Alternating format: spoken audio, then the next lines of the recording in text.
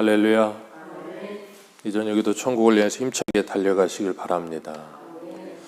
오늘은 우리가 요한계시록 35번째 시간으로 성도는 이기리로다 라는 제목으로 같이 말씀을 나누도록 하겠습니다. 성도는 이기리로다.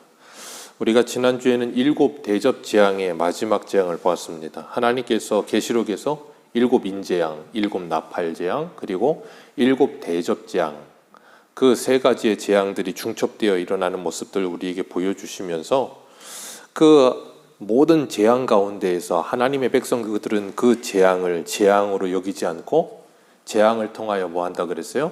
하나님의 백성들의 믿음이 깨어나고 신앙이 일어나며 회개하고 하나님께 더욱더 가까이 나아가게 된다 그랬어요. 그렇기 때문에 그 모든 재앙들은 성도들에게는 재앙이 아니라 그랬습니다. 이 세상 사람들에게만 재앙이고 심판이지 성도들에게는 재앙과 심판이 아니에요. 오히려 이 계시록은 제가 계시록을 처음 시작할 때도 말씀을 드렸지만 하나님의 심판의 책이 아니라 하나님의 택한 백성들에게는 하나님의 복과 영광이 가득한 책이에요. 그러니까 하나님의 예수 그리스도를 믿지 않는 사람들에게 계시록은 심판의 책이에요. 그게 맞습니다. 믿는 사람들에게는 심판책이 아니란 말이에요. 복과 영광이 가득해요. 뒤로 가면 갈수록 하나님의 백성들이 어떤 영광스러움을 얻게 될 것인지를 풍성하게 보여주고 있잖아요. 계시록을 시작하면서 소아시아 7 교회에게 뭐라 그러세요? 이기는 자에게는 뭐 하세요? 자꾸 주시겠다. 그렇게 말씀하시잖아요. 그러니까 그 말씀을 듣고 성령의 교회들에게 하시는 말씀을 듣는 자는 뭐예요? 반드시 이깁니다. 아멘이십니까? 이기는데 어떻게 이겨요? 그 말씀에 순종함으로 이기는 거예요.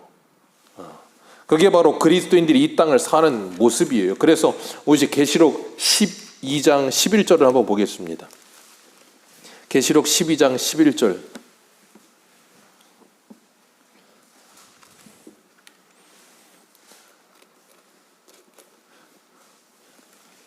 같이 읽습니다. 시작.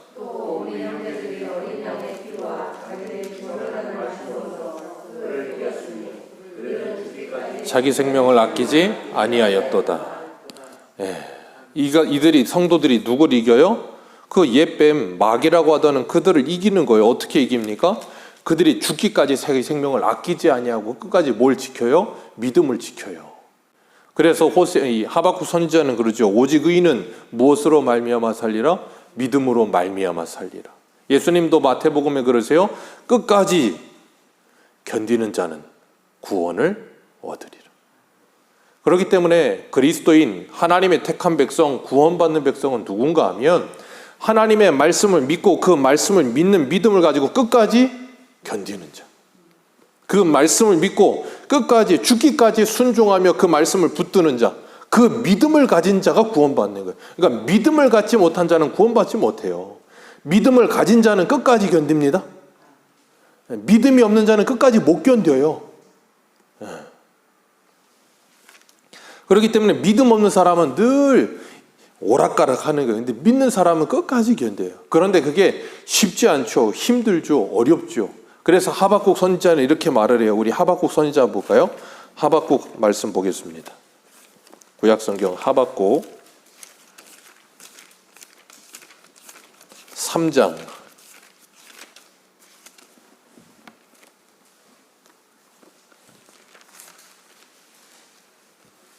죄송합니다. 2장입니다. 하박국 2장. 하박국 2장 2절입니다. 2절과 3절 같이 봅니다.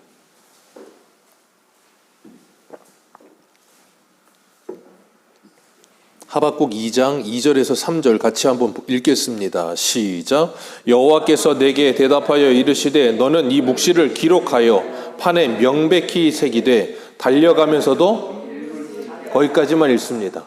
자, 지금 하나님이 하박국에게 뭐라 그러시냐면 이 묵시를, 이 하나님의 말씀을 기록해라. 그리고 어떻게 하래요? 달려가면서도 읽을 수 있게 하라. 그 말은 뭐냐면 어떤 상황에서도 읽을 수 있게 하라 그 말이에요. 그 다음에 3절을 같이 읽습니다. 시작. 이 묵시는 정한 때가 있나니 그 종말이 속히 이르겠고 결코 거짓되지 아니하리라. 비록 더딜지라도 기다리라. 지체되지 아니하고 반드시 더디다고요. 기다려야 된다고요. 그런데 분명히 이루어진다고요. 근데 문제는 더디고 기다리다 보면 사람이 지쳐요. 때로는 낙심이 돼요. 그렇기 때문에 뭐 하래요?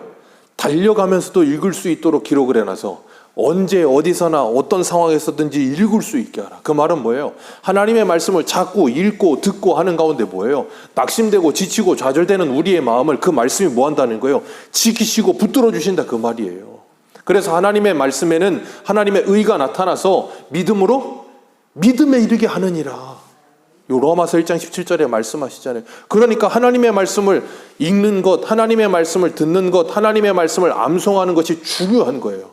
예전에 이슬비 전도 하시는 그 장로님 계셨잖아요. 그 장로님 특징이 뭐예요? 말씀 암송. 왜요? 달려가면서도 읽을 수 있게 하라. 말씀을 이 안에 담아놓고 어떤 상황에서도 늘 말씀을 떠올리게 하기 위해서 말씀을 암송하라는 거예요. 말씀 암송이 중요한 이유가 거기 있는 거예요. 말씀을 자꾸 읽어야 되는 이유가 거기 있는 것이고 말씀을 자꾸 들어야 되는 이유도 거기 있는 거예요.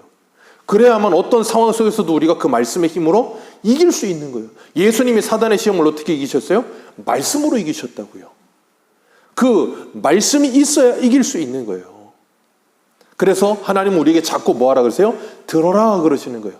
귀 있는 자는 성령이 교회들에게 하시는 말씀을 들어라. 그러면 어떻게 된다? 이긴다. 왜요? 들으면 믿음이 생기거든요. 그 믿음은 세상을 이기는 믿음이라고 요한일서 우리에게 말씀하시잖아요. 그렇기 때문에 우리는 날마다 하나님의 말씀을 들어야 될 줄로 믿습니다.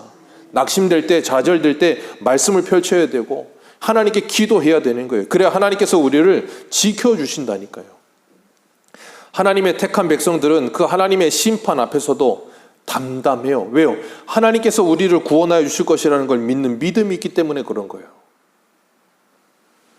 그렇기 때문에 이 계시록은 우리들에게 두려움이나 겁을 주는 책이 아니라 위로와 격려와 힘을 주는 책이에요.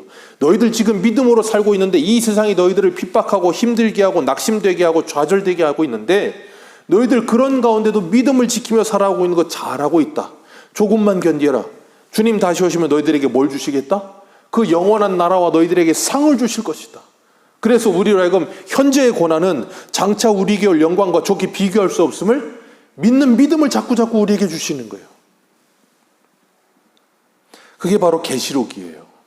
그래서 오늘 1절을 보면 7 대적 가진 천사 중에 하나가 사도 요한을 부르면서 많은 물 위에 앉은 큰 음녀 받을 심판을 보여주겠다. 그 큰 음녀가 받을 심판 보여주겠다라고 이야기를 해요. 그 음녀는 2절에 보니까 땅의 임금들도 그와 더불어 음행하고 땅에 사는 자들도 그 음행의 포도주로 뭐 했다고요? 취했다 그랬어요. 그리고 그 음녀는 이 사도 요한이 성령이 사도 요한을 광야로 데리고 와서 3절에 보니까 그 음녀의 모습을 보여주는데 그 음녀가 붉은 빛 짐승을 탔다 그랬어요. 그 짐승의 몸은 하나님을 모독하는 이름이 가득했다. 뭐 짐승의 몸에 하나님의 이름을 모독하는 이름이 가득했다는 게 뭐 쉽게 말하면 뭐 문신하는 거나 똑같은 거죠. 온갖 해골 바가지를 그려둔다든가 뭐 어떤 모습인지 모르겠지만 하나님의 이름을 모독하는 이름이 가득하고 머리는 7이요 뿔은 10이래요. 그리고 그 여인은 자줏빛과 붉은 빛 옷을 입었다. 자, 3절에 이 여인이 탄 짐승도 붉은 빛 짐승을 탔고 4절에 이 여인도 무슨 옷을 입어요? 자줏빛과 붉은 빛 옷을 입었어요. 그러니까 둘 다 무슨 빛의 옷을 입어요? 붉은 빛 옷을 입은 거예요. 그러니까 쉬운 말로 말하면 어떤 편이에요? 같은 편. 둘이 같은 편이에요. 이 음녀나 그 여자가 탄 이 짐승이나 같은 편이라 그 말이에요. 둘이 한 통독이 돼서 사람들을 괴롭게 하고 힘들게 하는데 그 음녀의 이마에는 뭐가 기록되어 있는가 하면 5절에 보니까 비밀이라 그러면서 큰 성 바벨론이라 땅의 음녀들과 가증한 것들의 엄이라 하였다. 큰 성 바벨론이래. 그 음녀가 큰 성 바벨론 하면 우리 역사 속의 바벨론이만이 아니라 오고 오는 세대 속에서 하나님을 대항하는 모든 제국들이 바로 바벨론이고 하나님을 대항하는 제국뿐 아니라 모든 사람도 바벨론이 될 수 있어요. 그러니까 지금 사도 요한이 계시록을 반복하면서 기록하고 있을 때 이 당시에 큰 성 바벨론은 어디겠어요? 로마죠. 그래서 베드로 후서인가요? 거기서 마가를 소개할 때 바벨론에 있는 교회에게 그런 표현을 쓰잖아요. 로마의 교회에게 소개한다. 그러면서 마가를 소개하는데 이 큰 성 바벨론은 곧 다시 바꿔 말하면 어디를 말하냐면 당시의 로마를 말하는 거예요. 그러니까 이 큰 성 바벨론은 곧 그 이름에 이마가 기록된 그 여인이 곧 누구라는 거예요? 네, 로마. 쉬운 말로 말하면 로마 제국이고 로마 제국의 황제다 그 말이에요. 그런데 그 로마 제국과 그 로마 제국의 황제 주변의 땅의 임금들도 그와 더불어 음행하였다 그랬어요. 그와 더불어 음행을 해요? 그 음행을 하였다라고 이야기를 하고 있는데 왜 그런가 하면 이 로마 시대에는 로마 황제를 중심으로 해서 지중해 연안의 모든 나라들이 뭐에 빠져 있었냐면 로마 황제의 숭배 사상에 빠져 있었어요. 그래서 상인들도 자기들끼리 모여서 상인연합회 같은 길드를 만드는데 그 길드에 들어가려면 뭘 해야 되냐면 로마의 황제 가이사는 나의 주인이다라는 고백을 해야 거기 들어갈 수 있었어요. 그래서 그리스도인들은 거기에 들어가지도 않았잖아요. 매매하지 못하게 하였더라. 666 할 때 말씀드렸잖아요. 못 들어갔단 말이에요. 그리고 로마의 직할시들, 로마를 두고 있는 직할시들이나 아니면 주변의 나라들이 서로 경쟁을 하듯이 로마 황제에게 잘 보이려고 했어요. 왜 그랬는가 하면 로마 황제의 눈에 들고 잘 보이면 로마 황제가 그곳에서 올림픽을 열 수 있게 해줘요. 요즘도 그렇지만 그 당시에도 올림픽이 있었어요. 그리스 때부터. 올림픽을 하면 어떻게 되겠어요? 사람들이 어마어마하게 모이죠. 사람들이 모인다는 건 뭐가 모인다겠어요? 사람 리콜 돈이에요. 오늘날도 월드컵이나 올림픽이나 그런 걸 왜 그렇게 하려고 해요? 돈을 그렇게 많이 들여가면서 나라 알리고 국익을 이렇게 얻기 위해서, 그러니까 쉬운 말로 말하면 돈 벌기 위해서 하는 거예요. 그러니까 이 주변의 임금들이 그와 더불어 음행하였다는 말은 뭐냐면 로마 숭배 사상으로 인해서 로마 황제를 섬기는 신전도 만들고 로마 황제를 기리는 길도 만들고 그런 거 하면서 황제에게 어떻게든지 잘 보여서 돈 얻어내기 위해서 자기 도시를 어떻게 잘 바꿔보고 그러기 위해서 그런 일들을 했단 말이에요. 그러니까 그들이 2절 말씀에 그 음행에 무엇에 취했다 그랬어요? 음행의 포도주에 취했다. 그 말은 뭐냐면 술 취했다 그 말이에요. 그러니까 술 취한다는 건 뭘 의미하냐면 술 먹는 사람이 그러잖아요. 술을 먹으면 술 취했네 그럼 뭐라 그래요? 나 안 취했어. 안 취했다 그런 사람 치고 진짜 안 취해서 한 사람도 없어요. 근데 술이 취했다 안 취했다의 그 기준이 뭐예요? 제정신이냐 아니냐의 기준이에요. 그러니까 술에 취하면 제정신이 아니라고요. 그 말은 뭐냐면 술에 지배를 받는다 그 말이에요. 그래서 술에 지배를 받아서 제대로 걸어야 되는데 나는 제대로 걷는데 땅이 막 올라와. 나는 제대로 걷는데 전봇대가 막 다가오고. 그건 이미 누구의 지배를 받고 있는 거예요? 술의 지배를 받고 있는 거예요. 그러니까 이 포도주에 취했고 그 음료와 함께 음행을 하고 있다. 이 임금들이 전부 다 뭘 하고 있냐면 로마의 황제의 권력과 돈의 지배를 받고 있다. 쉽게 말하면 그거예요. 그건 그 당시에만 그런 게 아니라 오늘날도 마찬가지예요. 오고 오는 세대 속에서 주님이 다시 오시는 그날까지 이 세상은 그 권력과 돈의 지배를 받으며 살아요. 거기서 벗어나지 않습니다. 자기 이익을 위해서라면 무엇이든지 하는 사람들. 그러니까 예수님이 오셨는데도 뭐예요? 예수님을 죽이려고 드는 거예요. 왜? 자기 이익을 위해서. 오늘날도 그렇잖아요. 우리나라 참 땅도 좁고 우리나라 땅 좁다는 이야기와 함께 우리나라는 굉장히 약한 것처럼 느껴지는데 아닙니다. 전 세계적으로 보면 우리나라 인구가 전 세계 20몇 위예요. 아세요? 우리나라는 올림픽 나가면 세계 10위 하면 대단하신 것 같죠? 전 세계적으로 인구가 20몇 번째로 많아요. 우리나라가. 엄청난 나라예요. 땅만 좁지. 어쨌든 우리나라는 항상 그 약소국적인 이 이미지가 있다 보니까 항상 주변 나라 눈치를 봐야 돼. 러시아 눈치 보고 중국 눈치 보고 미국 눈치 보고 늘 눈치를 봐야 돼. 그러면서 요즘은 또 이 중국이랑 좀 친하게 지냈다가 또 미국이 또 뭐라 그러니까 또 미국이랑 좀 친해지려고 하고 중국이랑 좀 멀어지려고 하고. 왜 그래요? 이유는 하나죠. 어떻게든지 좀 살아남아야 돼. 얘들 싸우는데 고래 싸우는데 새우등 터지면 안 되니까 어떻게든 여기 좀 친해져 보고 저기 좀 친해져 보고. 뭐 때문에요? 돈 때문에. 결국은 그거예요. 그걸 음행이라고 표현하고 있는 거예요. 왜 그래요? 구약 성경에 보면 이스라엘 백성들이 가나안 땅의 우상들을 섬긴단 말이에요. 대표적인 우상이 바알과 아세라죠. 바알은 풍요의 신이고 아세라는 다산의 신이란 말이에요. 이 풍요와 다산의 신을 섬기는 이유가 뭐예요? 그 풍요와 다산의 신이 멋있어서 섬길까요? 아니에요. 그거 섬기면 돈 많이 번다고 생각하니까 섬기는 거예요. 그러니까 우상 리콜 곧 자기 욕심을 채워준다고 생각하니까 골로새서의 말씀처럼 탐심이 곧 우상 숭배라고 말씀하시는 이유가 거기 있는 거예요. 이 세상에 있는 모든 우상들을 만들어 놓고 침 섬기는 이유, 자기 욕심 채우기 위해서, 자기 잘 되기 위해서 그거 하는 거지. 그 신 섬기는데 자기가 잘 되는 게 아무것도 없대. 그 신을 섬기는데 오히려 힘들고 어렵고 괴로운 일이 많대. 그럼 누가 그런 신을 섬겨요? 안 그렇습니까? 그런 신은 줘도 싫죠. 그러면 그게 사람이라고요. 그래서 나를 부인하는 것 곧 뭐냐면 내가 섬기는 우상을 버린다 그 말이에요. 내가 주인된 삶을 버린다 그 말이에요. 그러니까 사람들은 과거나 지금이나 물질의 노예가 되고 그 물질의 노예가 되면 마치 술에 취한 것처럼 제정신을 못 차리고 살아요. 돈에 취해도 그래요. 사람이 제정신을 못 차립니다. 그러니까 어떻게 돼요? 돈만 많이 벌 수 있다면 돈의 지배 아래 들어가고 돈의 이 다스림과 통치 아래 들어가는 거예요. 그래서 대기업들이 어떻게 해요? 대기업들이 하는 게 그거예요.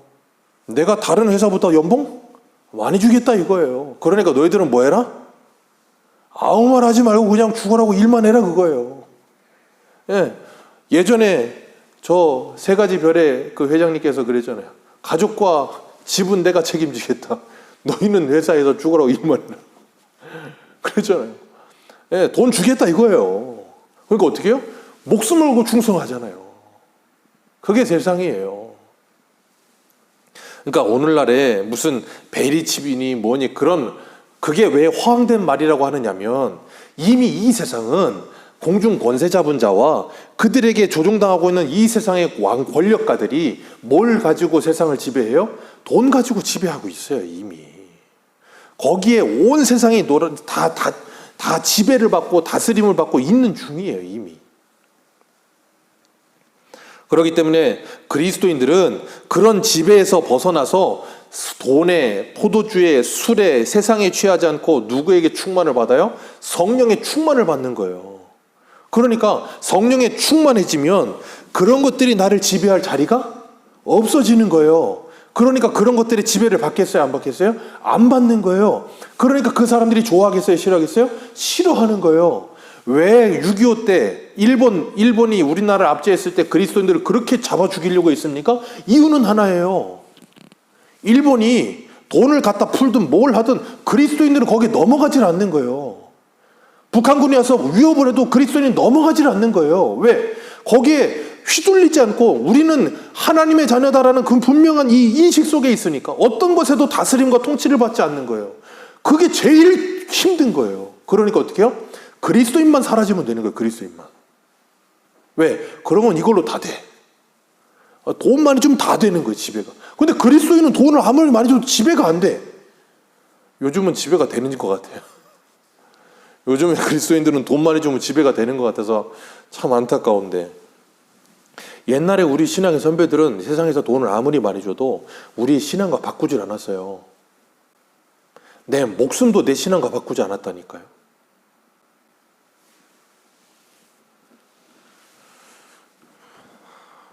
오늘 4절에 보면 이 여자가 자주빛 붉은빛 옷을 입고 금과 보석과 진주로 꾸미고 손에는 금잔을 가지고 있대요. 이 여인이 온갖 화려한 것으로 자기를 다 치장하고 있습니다. 왜 그럴까요? 이유는 하나예요. 4절 다시 한번 읽습니다. 시작.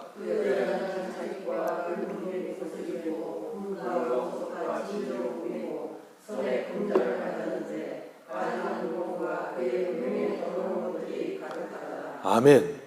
왜 이 온갖 보석으로 치장을 해요? 이유는 하나예요. 그 음행에 더러운 것들이 가득함을 들고 있기 때문에 그걸 감추기 위해서 금잔 들고 온갖 치장을 다 하고 있는 거예요. 그래야만 자신이 어때 보여요? 멋있어 보이고 화려해 보이고 대단해 보이니까 그걸로 자신을 치장하려고 드는 거예요. 자꾸. 왜? 공허하니까, 더러우니까, 추하니까 그런 거 어떻게든 가려보려고. 이 세상이 그런 거예요. 이 세상이 이런 구조 속에 살아요. 그렇기 때문에 자신의 온갖 더러움을 뭘로 가리려고 들어요? 돈으로 가리는 거예요. 수많은 명품으로 가리고 수많은 뭘로 가려놓는 거예요. 그리고 그것이 잘 사는 거다라고 사람들한테 자꾸 이야기를 하고 매스컴에서 자꾸 그렇게 말을 하고, 근데 잘 산다고 말하는 그 위에 있는 사람들은 잘 사는 사람이 하나도 없어. 제가 늘 말씀드리잖아요. 잘 산다의 기준이 뭐냐고요. 네, 잘 산다의 기준, 잘 산다 니콜 부자가 아니란 말이에요. 근데 우리의 인식 속에는 잘 산다 니콜 부자예요. 돈 많으면 잘 사는 줄 알아요. 돈 많은데 얼마나 불행한 사람 많습니까? 돈 많은데 얼마나 가정이 파탄나는 집안이 많습니까? 돈 많은데 얼마나 인간 이하의 삶을 사는 사람들이 많습니까?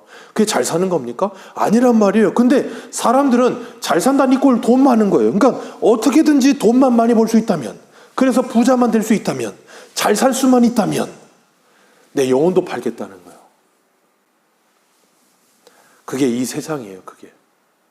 근데 그 잘 산다는 사람들의 모습을 보면 온갖 참 더러운 걸로 가득하고 온갖 추한 걸로 가득하고 인생이 참 불쌍해요. 불쌍해. 왜요? 늘 불안해. 저 서초동이나 저 요즘 한남동이 또 잘 나간다면서요. 한남동이니 뭐니 그런 데 가보세요. 그 집들이 벽을 이렇게 높이 쌓아놓고 CCTV를 수십 개를 갖다 달아놨어요. 왜? 누가 들어올까 봐. 이거 붙들고 뺏길까 봐. 늘 전전긍긍하고 두려워하고 무서워하며 살아요. 얼마나 불쌍합니까? 그런 세상 속에서 그리스도인들은 그런 삶을 살지 않고 그런 걸 추구하지 않기 때문에, 돈으로 충성맹세를 시키는 사람들에게 충성맹세가 안 되기 때문에 튀어나온 못이 되어 맞는 거예요. 그래서 우리 6절 말씀 볼까요? 6절입니다. 시작.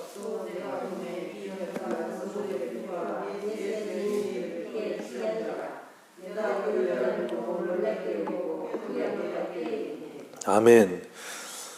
사도 요한이 성령에게 이끌려서 광야에 가서 보니까 이 짐승을 보았고, 또 보는데 여자가 성도들의 피와 예수의 증인의 피에 취했다.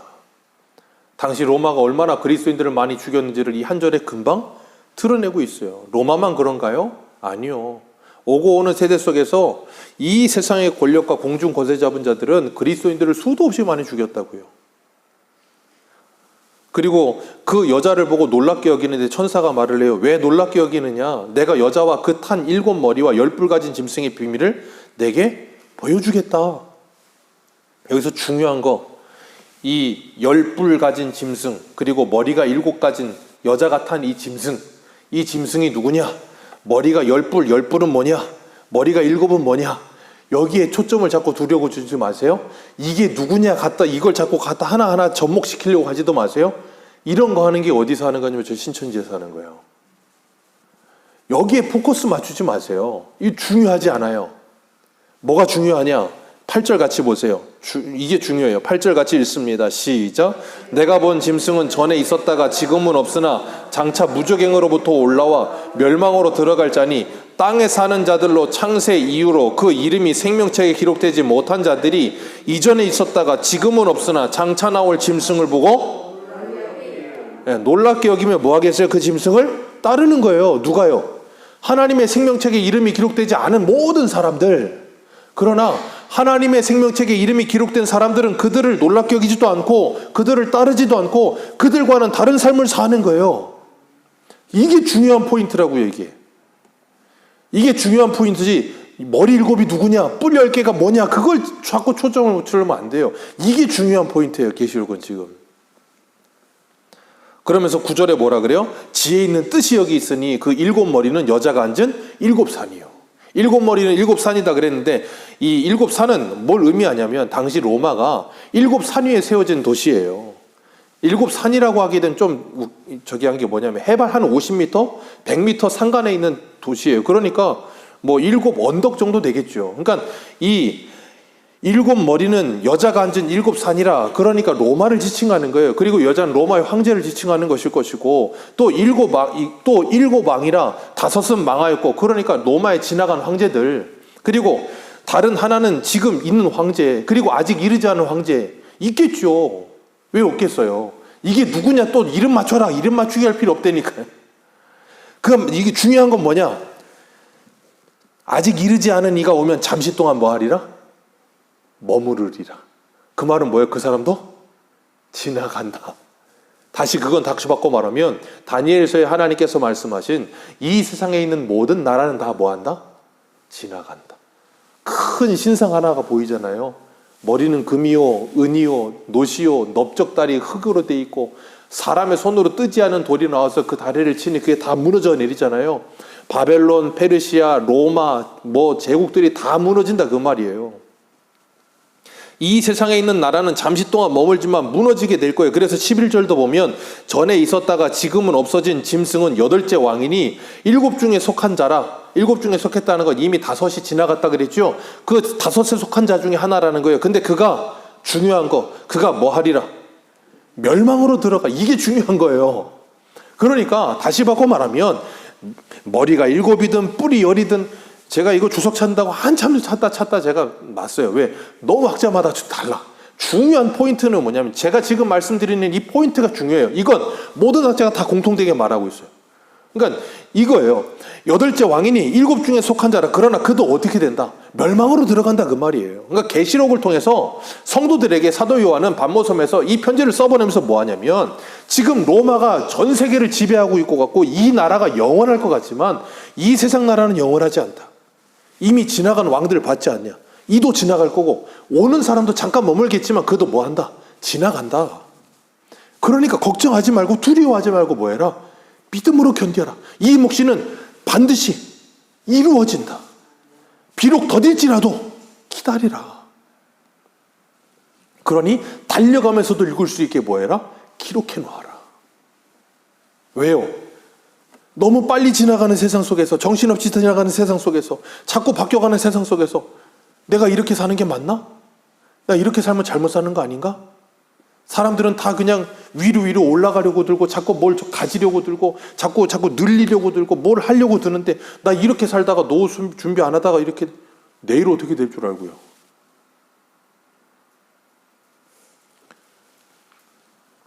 예전에 김삿갓이 그랬던 뭐라고요? 100년도 못 살면서 뭐라 그랬어요? 김삿갓이 그런 말 했잖아요. 100년도 못 살면서 1000년을 생각하고 뭐 그런다고 그러잖아요. 그러니까 뭐 당장 내년에 어떻게 될지도 모르면서 자꾸 몇십 년 후를 왜 자꾸 생각을 하시냐고요. 그렇다고 노후 설계를 하지 말라는 말도 아니에요.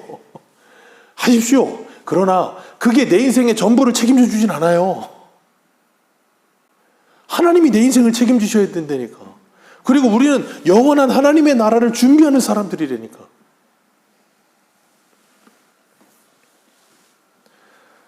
(12절) 같이 한번 읽어보겠습니다. 12절입니다. 시작.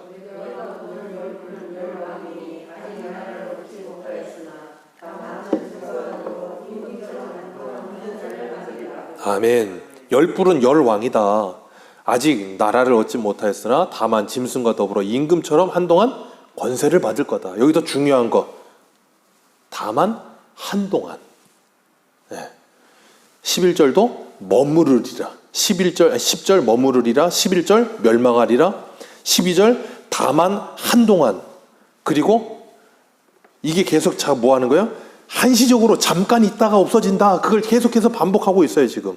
그러면서 13절 그들이 한 뜻을 가지고 자기의 능력과 권세를 짐승에게 주더라. 그런데 중요한 거 어떤 짐승이 받던 뭐 능력을 받던 뭘 하던 14절 같이 읽습니다. 시작. 어린 양은 만주의 주시오 만왕의 왕이심으로 그들을 거기까지만 읽습니다. 이게 중요하다 그거예요. 예수 그리스도는 뭐 한다? 이긴다. 누가 오든지 무슨 황제가 오든지 징기스칸이 오든지 나폴레옹이 오든지 뭐가 오든지 누가 이긴다? 예수 그리스도가 이긴다. 누가 강한 사람이에요? 강한 사람이 아니라 끝까지 남는 놈이 강한 놈이라며요. 이런 표현을 써서 죄송합니다. 우리 주님만이 영원하시다니까요. 다 지나갑니다. 머물다 다 갑니다. 그러나 우리 주님은 영원하십니다. 그 주님이 이 모든 세계의 주인 되신다니까요. 지금 사도 요한은 로마에 있는 성도들에게, 두려움에 떨고 있는 그들에게, 왜? 콜로세움에서 오늘 죽을지 내일 죽을지 모르고 두려워하고 있는 그들에게 이 편지를 써보내면서 그러고 있는 거예요. 걱정하지 마라. 두려워하지 마라. 우리의 주인이시요 우리의 왕이신 예수님이 이기셨다. 그리고 그 다음 읽습니다. 또 같이 읽습니다. 시작. 또 그와 함께 있는 자들 곧 부르심을 받고 택하심을 받은 진실한 자들도 아멘. 이게 저와 여러분들이기를 주님의 이름으로 축복합니다. 예수 그리스도가 이기셨고 그의 택하심과 부르심을 받은 성도도 반드시 이깁니다. 왜요? 주님께서 말씀하여 주시잖아요. 귀 있는 자는 성령의 교회들에게 하시는 말씀을 듣는다니까요. 그래서 달려가면서도 그 말씀을 기억하며 그 말씀 붙들고 사는 거예요. 성도는. 그게 그리스도인이에요. 우리가 새벽에 창세기 하고 있잖아요. 요셉도 하나님이 그와 함께 하심으로 그가 형통했어요. 근데 요셉의 형통함이 우리가 생각하는 형통함과는 다르다 그랬잖아요. 얼마나 많은 우여곡절이 있고 인생에 고난이 많고 힘든 일이 많습니까? 하나님이 주신 꿈 때문에 요셉은 세상 사람들이 보기엔 망한 사람처럼 살았다니까요. 형들이 죽이려고 그랬고 노예로 팔려갔고 모함받아서 감옥까지 들어갔어. 인생 막장이야. 누가 그런 사람이 형통하다 그러겠고 누가 그런 사람이 복받았다 그러겠어요. 근데 왜 그렇게 한다고 시편 105편에 말씀하셨어요? 하나님의 말씀이 이루실 때까지 그를 말씀으로 훈련하셨느니라. 말씀으로 훈련하시는 게 뭐라 그랬어요? 제가 새벽에? 사람과 환경과 상황을 통해서 그 사람을 말씀으로 훈련하고 계신다. 그러니까 우리는 직장에서, 가정에서, 내가 만나는 모든 사람과의 관계 속에서 말씀으로 훈련받고 있는 중인 거예요. 아멘이십니까? 믿지 않는 사람, 나를 힘들게 하는 사람, 애매히 나를 괴롭게 하는 사람, 내가 나를 자꾸 그냥 이유 없이 미워하는 사람, 그런 사람들을 통해 나는 지금 뭐 하고 있다고요? 말씀으로 훈련받고 있다니까요. 말씀으로 훈련받고 있는 거예요. 그걸 정말로 믿는 하나님의 사람들은 뭐예요? 그 자리에서 하나님의 말씀을 붙들고 사는 거예요. 그래서 요셉은 보디발의 아내가 날마다 유혹을 하지만 그가 뭐 했다고요? 그 유혹을 이기잖아요. 누구와 함께 하면서요? 하나님과 함께 하면서. 그게 그리스도인의 삶이에요. 그렇기 때문에 이 세상은 시간이 지나가면 지나갈수록 점점 더 악해져 갈 겁니다. 어쩔 수 없어요. 그건 성경에서 주님 말씀하셨어요. 점점 어두워져 갈 거고 점점 악해져 갈 거고. 요번에도 오늘 점심에도 뉴스 보는데, 점심 식사 뉴스 보는데 20대 어린 젊은 여자아이가 자기랑 비슷한 나이 여자를, 참 말이 안 나오더라고요. 정말 그런 일들이 이제는 일상이 되어가고 있는 것 같아. 너무나도 당연한 것 같고 너무나도 너무 많이 일어나고 있는 것 같고.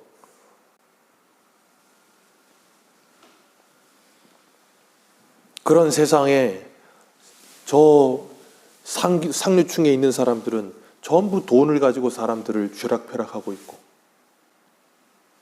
그 작년에 전 세계를 강타한 넷플릭스의 그 시리즈가 있죠. 우리나라에서 나온 시리즈 오징어 게임이라고. 네, 전 세계를 강타했습니다. 초등학생들도 전부 그냥 이거 가면 쓰고 다니고 막. 오징어 게임 보면 마지막 그 프로그램을 보면 그 쉬운 말로 말하면 상금 뭐 400 몇십억 걸어놓고 사람들 불러다가 생존 게임 하는 거잖아요. 마지막에는 그 전 세계에서 부자들이라는 사람들이 몰려와가지고 자기 신분 가린다고 그 동물 짐승 탈 쓰고서는 그걸 구경하고 있어요.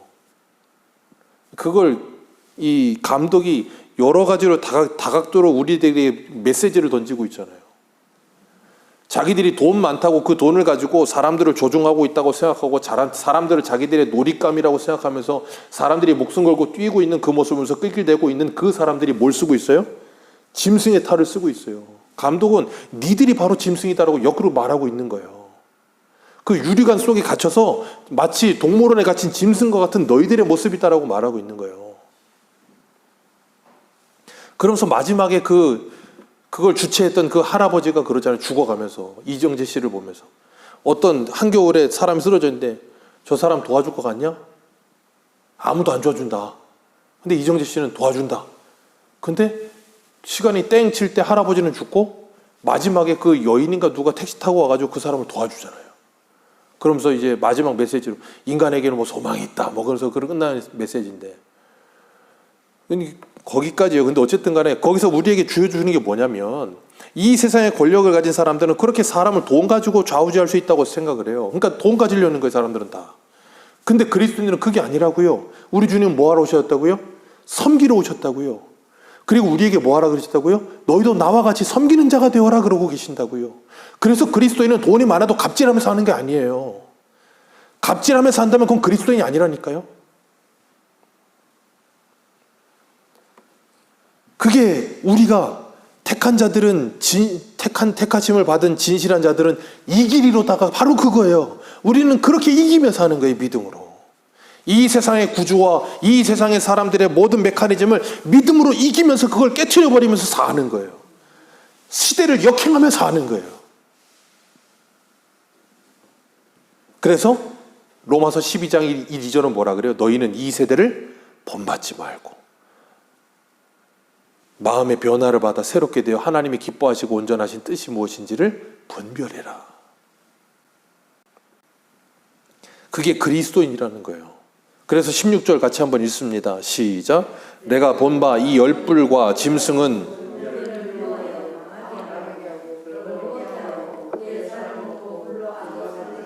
네, 열불과 짐승은 그랬어요.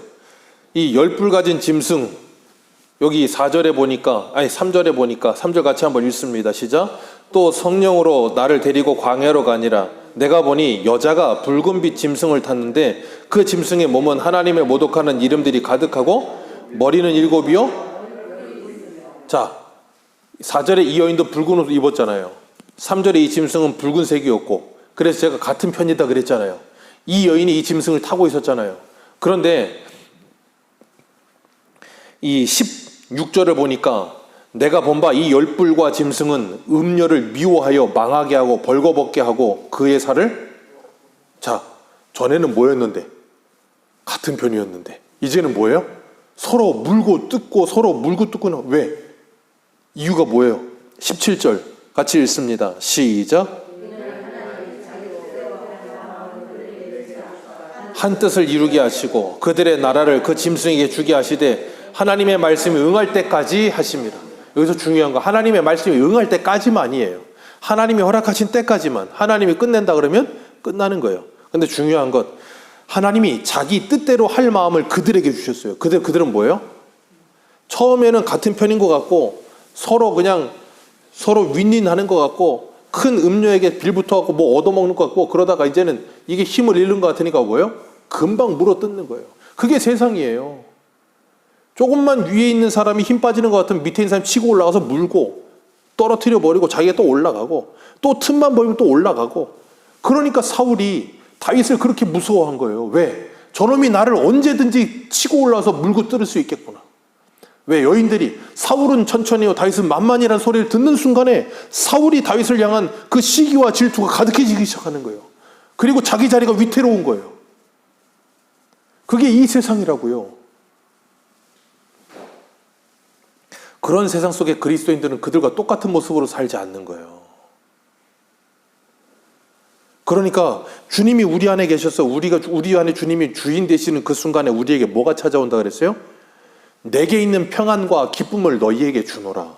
세상이 주지도 못하고 빼앗지도 못하는 그 평안과 기쁨을 주리라. 그걸 얻고 사는 거예요. 그리스도인들은 이 세상에서. 자기 뜻대로 살지 않고 주님의 뜻대로 사는 거예요. 그렇기 때문에 그리스도인들은 이 세상에서 서로 물고 뜯고 이 세상은 그래서 어떻게 돼요? 스스로 자멸하는 거예요. 스스로 자멸해요. 모든 제국들 보십시오. 어떻게 죽습니까? 어떤 나라 때문에 죽지 않아요. 스스로 안에서 썩어서 죽는 거예요. 도덕적, 윤리적으로 폐하하고요. 음행이라 그랬죠. 모든 제국들이 무너질 때는 전부 다 그때 보면 온갖 동성애가 만연했고요. 성적으로 타락이 극에 달했어요. 죄가 관영이 가득 찼다 그 말이에요. 하나님 심판을 받는 거예요. 그렇게 무너졌어요. 모든 제국은. 그러면서 서로 뭐예요? 물고 뜯고. 이 세상도 그래요. 서로 물고 뜯고 하다가 끝나는 거예요. 그렇게 자멸하는 거예요. 인간의 욕망 때문에. 그게 하나님의 심판이에요. 그 속에서 그리스도인들은 나와서 하나님의 백성으로 사는 거예요. 하나님의 말씀의 통치를 받으며 하나님의 말씀을 붙들고 살며 그 하나님의 영광스러움을 바라보면서 믿음으로 살아요. 그렇기 때문에 그 짐승들과 그 음녀의 미혹과 유혹과 그 모든 핍박과 어려움을 뭐예요? 두려워하지 않고 넉넉히 이기는 거예요. 우리 히브리서 한 군데만 읽겠습니다. 히브리서 2장을 한번 보세요. 예수 그리스도가 오신 이유 말씀하십니다. 히브리서 2장 14절.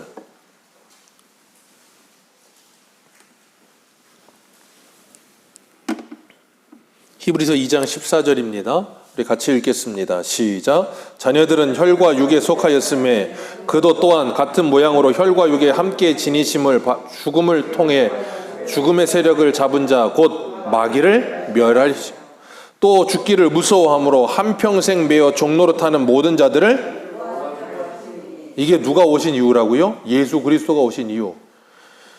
죽음의 세력을 잡은 자 곧 마귀를 멸하시고 죽기를 무서워함으로 한평생 종노릇하는 모든 자들을 놓아주려 하십니다.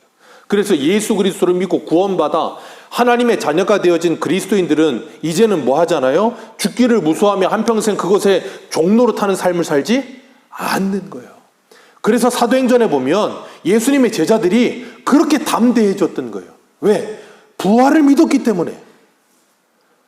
우리 선생님이신 우리의 구주 되시는 예수 그리스도가 죽음을 이기고 부활하신 걸 그들이 알았기 때문에, 믿었기 때문에 죽음을 두려워하지 않고 이 세상의 권력을 두려워하지 않고 담대하게 뭘래요? 믿음을 전하는 거예요. 복음을 전하는 거예요. 그게 그리스도인들이 사는 모습인 거예요. 오늘도 이 세상을 살아가는 그리스도인들은 이 세상의 권력과 이 세상의 돈의 노예가 되지 않고 그것에 붙들리지 않고 하나님의 자녀로서, 그리스도의 제자로서, 하나님의 백성으로서 그분의 통치를 받으며 사는 거예요. 그게 바로 성령의 소욕을 따라 사는 삶이에요. 그렇게 사는 사람들은 뭐 한다고요? 주님이 이기신 것처럼 그 택하심을 받은 진실한 자들도 이기리로다. 우리 모두가 그렇게 승리하는 삶 살게 되시기를 주님의 이름으로 축복합니다. 기도하겠습니다.